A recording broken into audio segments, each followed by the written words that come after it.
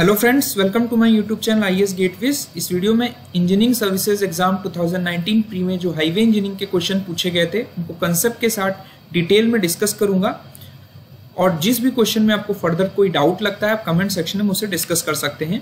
और जो ईएससी के सॉल्यूशन सीरीज है वो मैंने प्लेलिस्ट में फोल्डर्स बना रखे हैं, वहाँ से आप एक्सेस कर सकते हो।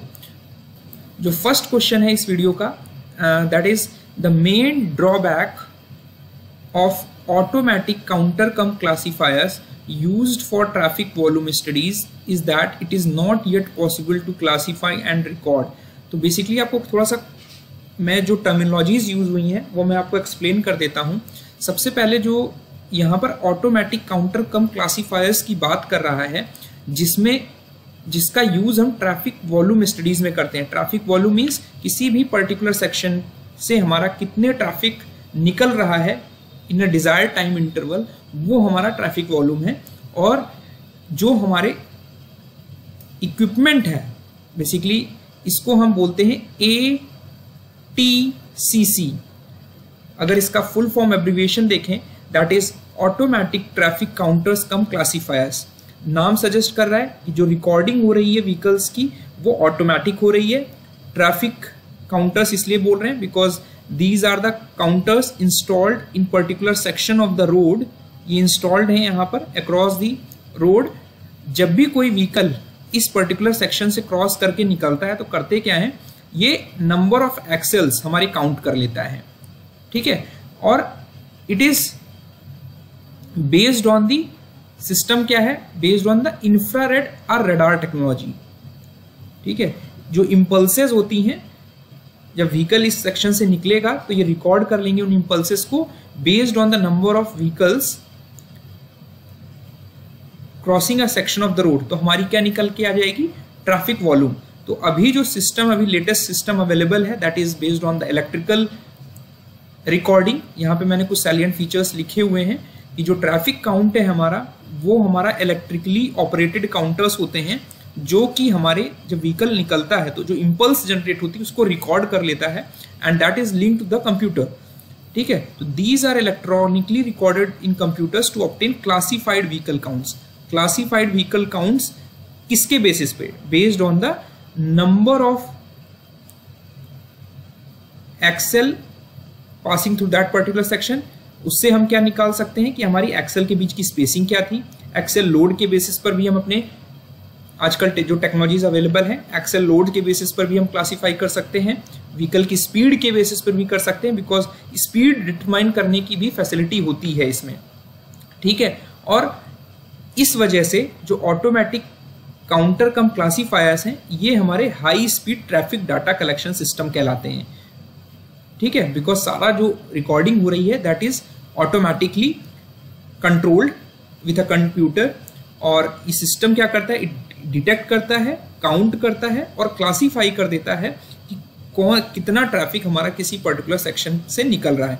सबसे जो डिसएडवांटेज वाली बात है जो इसमें नहीं हमारी रिकॉर्ड हो पाती दैट इज कि हमारा किस टाइप का व्हीकल गुजर रहा है, कि मीन्स कि हमारा कार है या ट्रक है, मीन्स हमारा टाइप ऑफ जो व्हीकल है वो हम इससे नहीं क्लासीफाई कर पाए हैं अभी तक। उसके लिए हमारे पास अभी एक विजुअल फोटोग्रामेटिक सिस्टम डेवलप हुआ है जिससे हम टाइप ऑफ व्हीकल भी क्लासीफाई कर सकते हैं। टाइप ऑफ व्हीकल के बेसिस पे भी हम अपनी ट्रैफिक वॉल्यूम क्लासीफाई कर सकते हैं। यहाँ पे मैंने समराइज किया है कि this device counts only total number of axles. जो हमारे एक्सेल्स हैं, सपोज यहाँ पे जो आपको कार दिख रही थी इस पे आपके 2 एक्सेल्स हैं, तो ये रिकॉर्ड कर लेगा कि हमारे 2 एक्सेल्स इस पर्टिकुलर सेक्शन से गुजरे हैं, जिसके बेसिस पर वो क्लासीफाई कर लेगा कि 2 एक्सेल वाले हमारे इतने व्हीकल्स निकले, 4 एक्सेल वाले इतने व्हीकल्स निकले।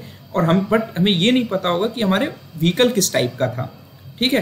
तो एक्सेल स्पेसिंग भी हमारी हो जाएगी, नंबर ऑफ एक्सेल्स हमारे रिकॉर्ड हो जाएंगे, व्हीकल की लेंथ भी आ जाएगी based on correlating with number of axles. Vehicle speed के बेसिस पर भी हम कर सकते हैं, डायरेक्शन ऑफ ट्रैफिक के बेसिस भी कर सकते हैं, ठीक है। तो यहाँ पर आपको दिख रहा है कि ये कुछ इस तरह का इंस्टॉलेशन रहता है ऑटोमेटिक ट्रैफिक काउंटर कम क्लासीफायर का।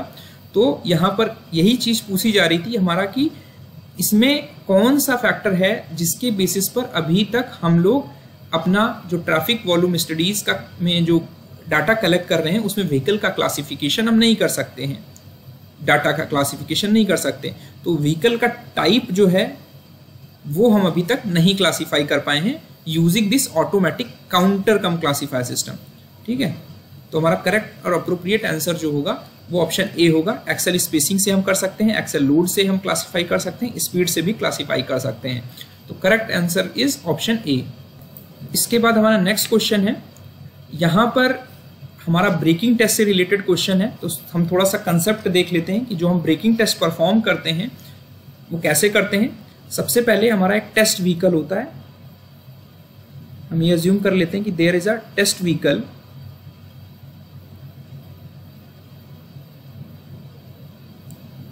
ठीक है, और एक ये सर्टेन वेलोसिटी से चल रहा होता है। ठीक है, किसी पर्टिकुलर सेक्शन ऑफ रोड को सिलेक्ट करके हम ये टेस्ट व्हीकल इस पर चलाएंगे जो सर्टेन वेलोसिटी से चल रहा है। अब क्या करेंगे, वी विल अप्लाई ब्रेक्स। हम जब ब्रेक्स अप्लाई करेंगे तो ये व्हीकल में हमारी एक रिटार्डिंग फ्रिक्शनल फोर्स डेवलप होगी बेस्ड ऑन कि हमारी रोड की कंडीशन कैसी है और हमारी टायर की कंडीशन कैसी है। ये दो प्राइमरीली फीचर्स हैं जो हमारे फ्रिक्शनल फोर्स जो हमारा यहाँ पर मोबिलाइज होगा, रिटार्डिंग फोर्स ब्रेक्स अप्लाई करने के बाद वो उस पर डिपेंड करेगी। तो जो ये फ्रिक्शनल फोर्स है, अगर हम ये कोफिशिएंट इन दोनों के बीच में मान लें कि ये हमारा F हमारा M है, Fm means it is the mobilised friction, जिसको हम कह सकते हैं कि ये स्किड रेजिस्टेंस जो है जो कि हमारा डेवलप होगा जब हम ब्रेक्स अप्लाई करेंगे। ठीक है, तो जब हमने ब्रेक अप्लाई किया तो एक सर्टेन रिटार्डिंग फोर्स की वजह से कुछ दूरी हमारा व्हीकल ट्रैवल करेगा। वो डिस्टेंस जो होगी उसे हम अज्यूम कर लेते हैं कि इट इज L, और उसके बाद हमारा व्हीकल की जो फाइनल पोजीशन होगी जब व्हीकल रेस्ट पे चला जाएगी, यानी वेलोसिटी हमारी यहाँ पर 0 हो जाएगी। ठीक है, due to this retarding force. तो ये जो लेंथ होगी L, इसे कहेंगे हम स्किड मार्क डिस्टेंस। ठीक है, इट मीन्स यहां पर व्हीकल हमारा स्किडिंग से मूव करेगा, इस वजह से इसको स्किड मार्क्स कह रहे हैं। And this will be the braking distance. Basically ये हमारी ब्रेकिंग डिस्टेंस होगी। तो यहां पर बेसिक फिजिक्स का यूज करते हुए जो हमारा वर्क डन होगा अगेंस्ट फ्रिक्शन फोर्स, वो हमारा किसके बराबर हो जाएगा, चेंज इन काइनेटिक एनर्जी। जो व्हीकल की काइनेटिक एनर्जी चेंज हुई उसके बराबर होगा। और वर्क डन क्या होगा, हमारा फोर्स इनटू डिस्प्लेसमेंट। फोर्स हम मान लेते हैं कि जो फ्रिक्शनल फोर्स डेवलप हो रही थी वो F थी, तो F इंटू जो डिस्प्लेसमेंट हुआ स्किड मार्क्स के बीच में वो F इंटू L हुआ। And change in kinetic energy क्या हुआ, half mv² minus 0, because final kinetic energy is 0। और हमारा जो फोर्स डेवलप होगा that will be F mobilise, जो फ्रिक्शन मोबिलाइज हुआ, मल्टीप्लाइड बाई दी जो वेट ऑफ व्हीकल था into L is equal to half W/g। Mass जो है W/g है इंटू v²। इसको आप जब सिंप्लीफाई करोगे तो Fm is equal to v² upon 2gl आ जाएगा। ये हमारा जो स्किड रेजिस्टेंस आया, ये हमारा वो स्किड रेजिस्टेंस आया जो हमारा टेस्ट व्हीकल जब हमने ब्रेकिंग टेस्ट में चलाया अपने एग्जिस्टिंग पेमेंट सरफेस पे, तो जो मोबिलाइज्ड स्किड रेजिस्टेंस है वो हमारा इस कोफिशिएंट ऑफ फ्रिक्शन पर डिपेंड करेगा। अब आते हैं कि ब्रेकिंग एफिशिएंसी को थोड़ा समझ लेते हैं कि 100% ब्रेकिंग एफिशिएंसी का मतलब ये है कि आपने जब ब्रेक अप्लाई किया और अगर हमारी ब्रेकिंग एफिशिएंसी 100% है, इट मीन्स कि हमारे जो व्हीकल्स के जो ब्रेक्स हैं वो इमीडिएटली व्हील्स को लॉक कर देंगे और हमारा जो ब्रेकिंग डिस्टेंस है वो ट्रैवल करेगा थ्रू स्किडिंग। और स्किडिंग व्हीकल को रोक पाना मुश्किल है बिकॉज वो अनकंट्रोल हो जाएगा। इस वजह से हम ये प्रेफर करते हैं कि हमारी ब्रेकिंग जो एफिशिएंसी हो वो हमारी 100% ना हो। ठीक है, हमेशा सर्टेन जो ब्रेकिंग फोर्स हो वो हमारा जो फ्रिक्शनल फोर्स है उससे हमारी कम रहे।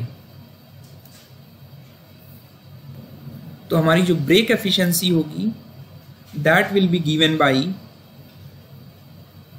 जो एवरेज स्किड रेजिस्टेंस हमारा डेवलप होगा, ठीक है, और जो हमारा पेमेंट का एवरेज स्किड रेजिस्टेंस है।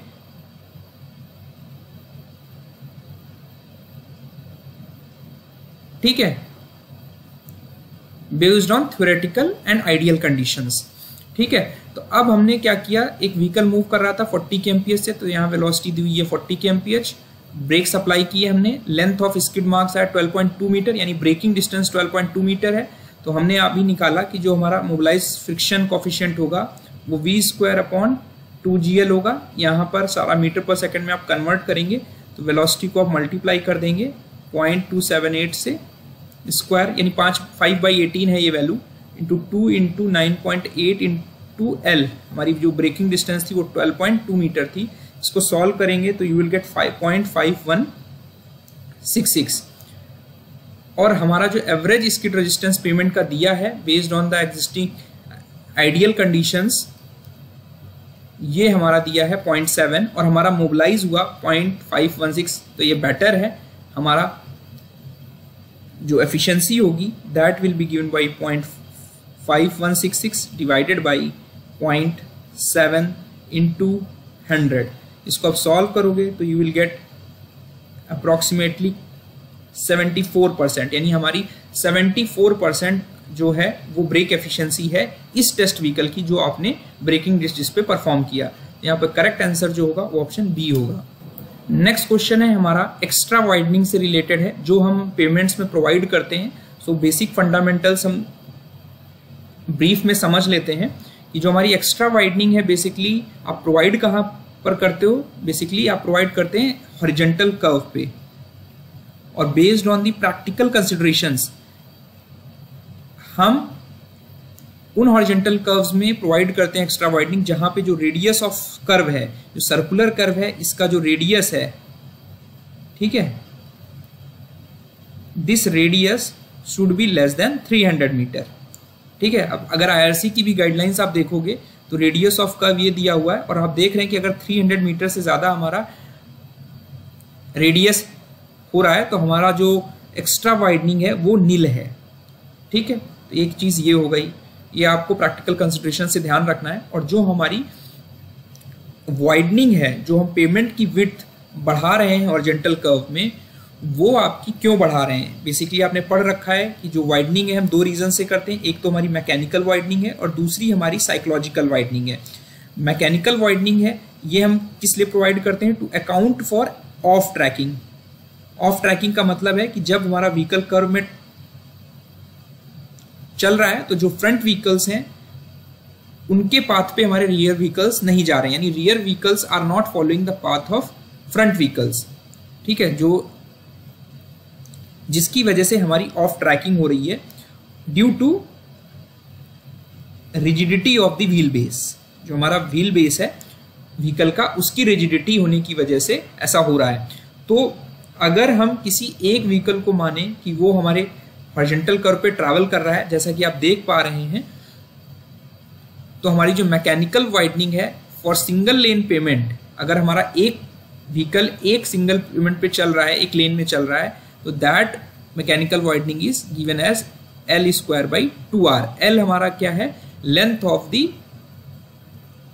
Wheel base. जो लॉन्गेस्ट व्हीकल इस कर्व पे ट्रैवल कर रहा है उसका जो व्हील बेस है, लॉन्गेस्ट व्हील बेस, वो हमें लेना है। अगर हमारे पास डाटा अवेलेबल नहीं है तो हम जनरली 6.1 से 6 metre length of the longest wheel base लेते हैं, ये आपको ध्यान रखना है।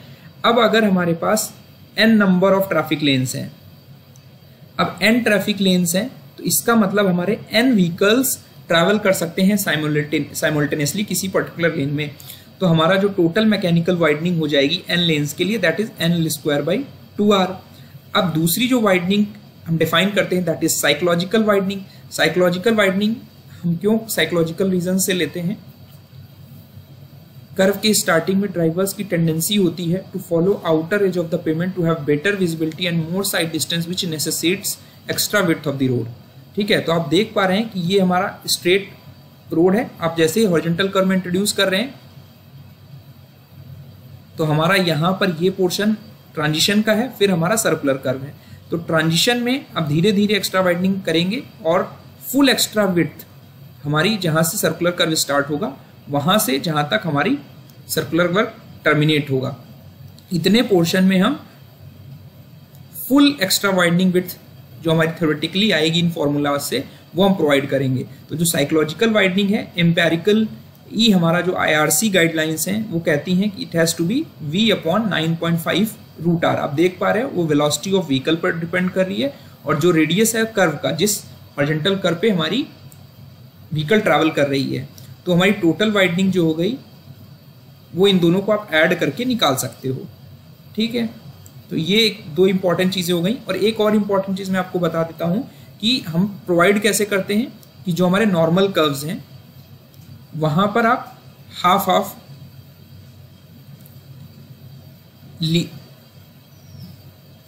स्मूथली आप स्टार्ट करेंगे इंट्रोड्यूस करना, और जहाँ से सर्कुलर कर्व स्टार्ट हो रहा है वहाँ तक हाफ ऑफ एक्स्ट्रा वाइडनिंग दोनों साइड में आपको प्रोवाइड करना है।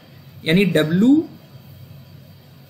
अगर हम W मान लें तो W/2 दोनों तरफ आपको प्रोवाइड करना है। ठीक है, at the junction of circular curve and the transition curve. अगर हमारा शार्प कर्व है जैसा कि आप देख पा रहे हैं, तो जो फुल एक्स्ट्रा वाइडनिंग है आप देख पा रहे हैं, this is the curve, this is the extra widening जो आपने प्रोवाइड की। तो ये फुल एक्स्ट्रा वाइडनिंग जो है आपने प्रोवाइड की inner as of the circular curve. ठीक है, फुल विड्थ आप प्रोवाइड करेंगे और आउटर एज पे हम वाइडनिंग नहीं प्रोवाइड करेंगे शार्प कर्व में। अब आते हैं न्यूमेरिकल पे जो डाटा दिया हुआ।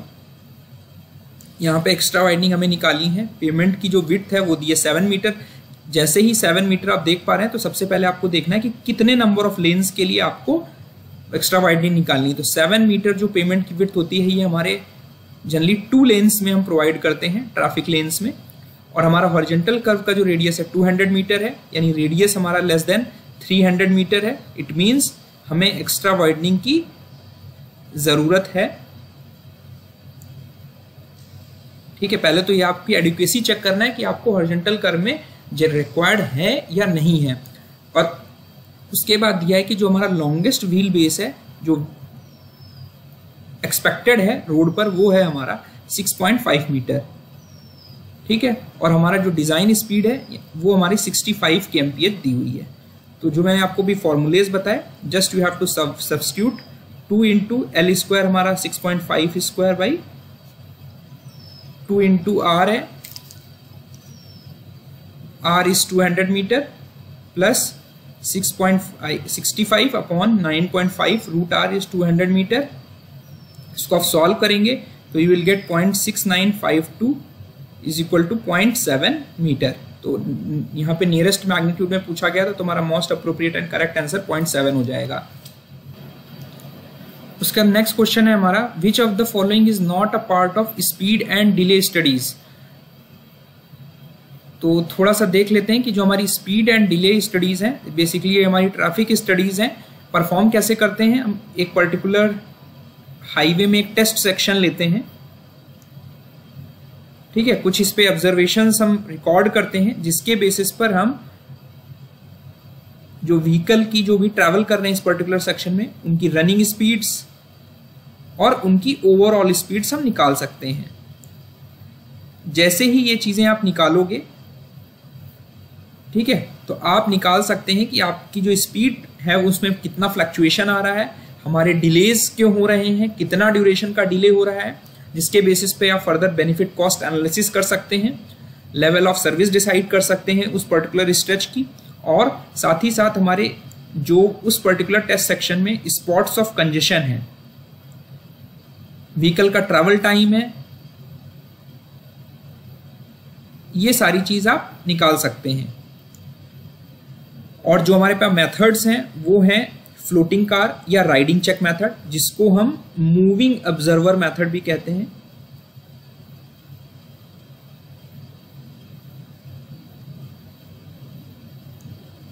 सेकेंड मेथड जो है वो हमारा लाइसेंस प्लेट और या व्हीकल नंबर मेथड है। आप देख रहे हैं यहाँ पे इन्होंने ऑप्शन में लाइसेंस प्लेट को लाइसेंस नंबर कर दिया, एक्चुअली ये व्हीकल नंबर होता है या लाइसेंस प्लेट मेथड होता है। तो इसमें से ये वाला जो मेथड है ये हमारा स्पीड एंड डिले स्टडीज का पार्ट नहीं है। ये चीज आपको ध्यान रखनी कि लाइसेंस प्लेट है, लाइसेंस नंबर नहीं है। थर्ड मेथड जो है वो इंटरव्यू मेथड है। Fourth method elevated observation method है। फिफ्थ मेथड हमारा फोटोग्राफिक टेक्निक है। जो ये लास्ट के 2 मेथड्स हैं ये हमारे शॉर्ट टेस्ट सेक्शंस में यूज किए जाते हैं। शॉर्ट टेस्ट सेक्शंस का मतलब है जहां पर हमारा जो टेस्ट सेक्शन है वो छोटा है, यानी बेसिकली जो इंटरसेक्शंस होती हैं हमारी रोडवेज में, वहां पर हम ये टेक्निक्स को अडॉप्ट करते हैं इन सारी चीजों को निकालने के लिए, जिससे हम कंजेशन, ट्रैवल टाइम व्हीकल का निकाल सकते हैं एंड स्पीड की भी फ्लक्चुएशंस आ रही हैं। ठीक है, तो ये एक इंपॉर्टेंट चीज है। जो लाइसेंस प्लेट मेथड है इसकी डिसएडवांटेज ये है कि हम इनसे डिले के कॉजेज नहीं निकाल सकते कि हमारा किस वजह से पर्टिकुलर टेस्ट सेक्शन में डिले हो रहा है। दूसरा कि हम इससे duration and number of delays भी नहीं निकाल सकते। ठीक है, ये इसके 2 डिसएडवांटेजेस हैं इस मेथड के। तो करेक्ट जो आंसर होगा वो ऑप्शन डी होगा कि लाइसेंस नंबर मेथड जो है वो हमारा स्पॉट एंड डिले स्टडीज का पार्ट नहीं है। उसके बाद हमारा नेक्स्ट मेथड है, this is regarding the design of flexible payment, जिसमें हमें total thickness of flexible payment निकालने के लिए बोला गया है based on single layer elastic theory. थोड़ा सा हम ब्रीफ हिस्ट्री देख लेते हैं इस मेथड की। बेसिकली जो हमारा मेथड है, डिजाइन मेथड है, ये हमारा कहलाता है ट्राई एक्सियल मेथड। ये मेथड हमारा एक सेमी इंपेरिकल मेथड है जिसको कैंसेस हाईवे डिपार्टमेंट, यूएसए का एक डिपार्टमेंट है कैंसेस हाईवे डिपार्टमेंट, उसने डेवलप किया था, जिसमें 2 हमारे बेसिकली हाईवे एनालिस्ट थे, एल.ए. पाल्मर एंड बारबेर। इन्होंने 1910 में ये डिजाइन मेथड प्रपोज किया, जिसमें इन्होंने जो कंसिडरेशन किया डिजाइन के लिए that was based on Boussinesq displacement equation.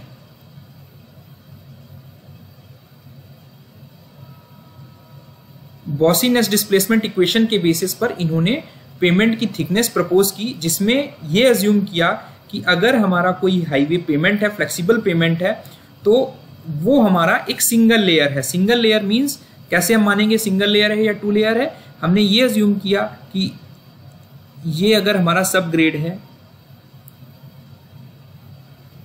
इसको हमने पूरे को बोला फ्लेक्सिबल पेमेंट, इसकी थिकनेस मान लिया कि टोटल थिकनेस टीपी है इस फ्लेक्सिबल पेमेंट की। तो जो पेमेंट है और ये सबग्रेड है, इन दोनों का जो इलास्टिक मॉडुलस है वो हमारा सेम है। जैसे ही आप सेम कंसीडर करोगे दोनों का modulus of elasticity, it is called single layer system. और इस बेसिस पर ये अज्यूम किया कि हमारा जो पेमेंट है ये हमारा इनकम्प्रेसिबल है, जो कि सबग्रेड पर रेस्ट कर रहा है, और इसकी जो मॉडुलस ऑफ इलास्टिसिटी है वो ES है। और इसको जो मॉडुलस ऑफ इलास्टिसिटी हम निकाल कैसे रहे हैं, this is determined using triaxial test. Perform करेंगे इसके बेसिस पर, ट्राई एक्सियल टेस्ट परफॉर्म करके हम सबग्रेड की मॉडुलस ऑफ इलास्टिसिटी निकालेंगे। और जो हमारा इस पे व्हील लोड आ रहा है, ठीक है, उस पे जो कॉन्टैक्ट एरिया है, मान लेते हैं इस कॉन्टैक्ट एरिया का जो रेडियस है वो A है, और जो टायर का प्रेशर है इस पे आ रहा है, pressure will be divided equal to total load, जो व्हील लोड आ रहा है, जो डिजाइन व्हील एक्सेल लोड होगा, divided by the area. Area हमने अज्यूम किया कि जो कॉन्टैक्ट एरिया वो सर्कुलर है, जिसका रेडियस जो है वो A है, तो P/P pi A square will be the tyre pressure, जिसके बेसिस पर आप कॉन्टैक्ट एरिया का रेडियस निकाल सकते हैं P/P का स्क्वायर रूट। ठीक है, तो this is the single layer system जिसके बेसिस पर हमने ये निकाला। उसके बाद इस बॉसनिकी डिस्प्लेसमेंट इक्वेशन के बेसिस पर ये सारी चीजें अज्यूम करके थिकनेस ऑफ जो पेमेंट, जो थिकनेस आई that is given by 3p/2 pi ES into delta का whole square minus A square. ए मैंने आपको बता दिया रेडियस ऑफ कॉन्टैक्ट एरिया है, P हमारा डिजाइन व्हील लोड है, ES हमारा इलास्टिक मॉडुलस है, डेल्टा जो है ये डिजाइन डिफ्लेक्शन है, परमिसिबल डिफ्लेक्शन है जो सबग्रेड पर हम अलाउ कर रहे हैं, और अगर ये वैल्यू नहीं दी होती तो आपको ये अज्यूम करना है कि it is taken as 0.25 centimetre as per this single layer approach of design of flexible pavement. तो ये सारी वैल्यूज आप यहां पर रख देंगे तो आपकी जो थिकनेस निकल के आएगी पेमेंट की वो आएगी 51 सेंटीमीटर। यहाँ पर ए आपको डिजाइन व्हील लोड यानी पी से निकालना है, टायर प्रेशर स्मॉल पी आपको दिया हुआ है, तो will get A 4200 divided by pi into 6, जहां से आपका कॉन्टैक्ट एरिया का रेडियस निकल आएगा, जिसके बेसिस पर जो थिकनेस ऑफ पेमेंट लेयर निकल के आएगी वो 51 सेंटीमीटर निकल कर आएगी। ये सारी वैल्यूज आपको यहाँ सब्स्टिट्यूट करनी है। अगर यहाँ पर 2 लेयर सिस्टम लेते तो 2 लेयर सिस्टम में हम क्या करते, जो हमारा फ्लेक्सिबल पेमेंट था इसकी थिकनेस आपने एज्यूम की थी कि हमारा ये टीपी है और ये जो सबग्रेड था, दोनों का जो मॉडुलस ऑफ इलास्टिसिटी है, ये पेमेंट का मॉडुलस ऑफ इलास्टिसिटी ईपी हो जाता और सबग्रेड का जो मॉडुलस है वो हमारा ईएस हो जाता। ये दोनों हमारे डिफरेंट हो जाते और इस चीज को अकोमोडेट करने के लिए 2 लेयर सिस्टम में हमारा एक फैक्टर यूज होता है that is called stiffness factor. उसको हम मॉडिफाई कर देते हैं इस थिकनेस को। जो मॉडिफाइड थिकनेस ऑफ पेमेंट आती है वो ये वैल्यू, अगर इसको हम k मान लें तो k multiplied by ES upon EP की पावर 1/3। तो इस तरह हम ये 1 लेयर या 2 लेयर सिस्टम का अप्रोच यूज करते हैं फ्लेक्सिबल पेमेंट की डिजाइन में। सो आई होप मेरा वीडियो आपको पसंद आया होगा। Thank you and all the best.